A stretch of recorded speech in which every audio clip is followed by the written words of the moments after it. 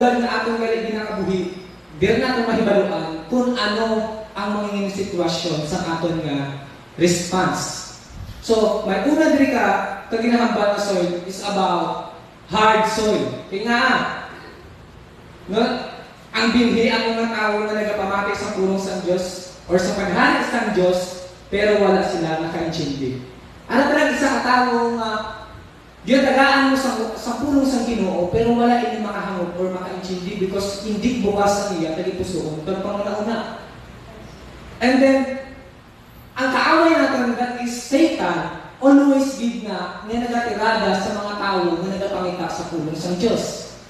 He always ginadistract niya ang mga tao na padayon na nagausoy sa pulong sa Diyos.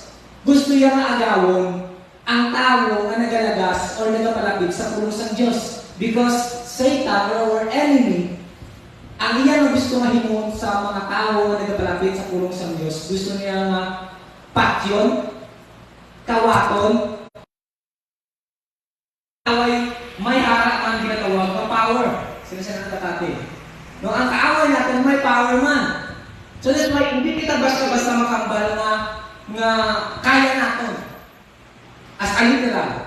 Because padayon kita nga nagatuon kay Jesus, padayon kita nga nag-aalagad kay Jesus, so ang aton nga pagkabuhi diri sa kalibutan, hindi lang, ang nakambal ko, hindi lang normal or hindi lang simple. Because kita nagapakig-away spiritually sa aton spiritual nga kaaway.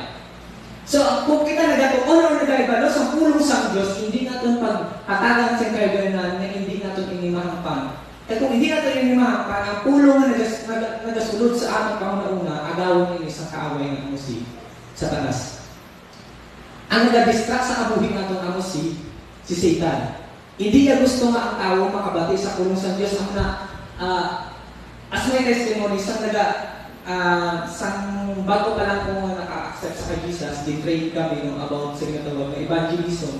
So, naghatag kami sa Bible study sa mga panimalay. So, makita mo din ang mga tao na willing and not willing sa pulong sa Ginoo. Because kapag dulong ka pala, kinasarad ka na ang puntahan. Pero kung sa katao na willingly, no, makita sila katikusoon na they are humble themselves to accept the Word of God. No, pero ano di pala ang matuod-tuod nung nga nagabaton sa pulong sa Ginoo? Abi nyo, kung ang isa katao magsiling ginabaton to ang pulong sa Ginoo, mahambalin na rin niya ina nagabaton sa pulong sa Ginoo. Hindi ta mahambal. Because the Lord only knows na siya nagabaton matuod-tuod sa sinangapulong or hindi. Madamang ng mga tao na nagabaton sa pulong sa Ginoo, pero makita natin sa buong kung anong ilang sitwasyon at hintangan. But, blessed you are na nakabati sa pulong sa Ginoo pag subong nagakabuhi, pag nagahimo, nagatuman sa kabubutan sa Diyos.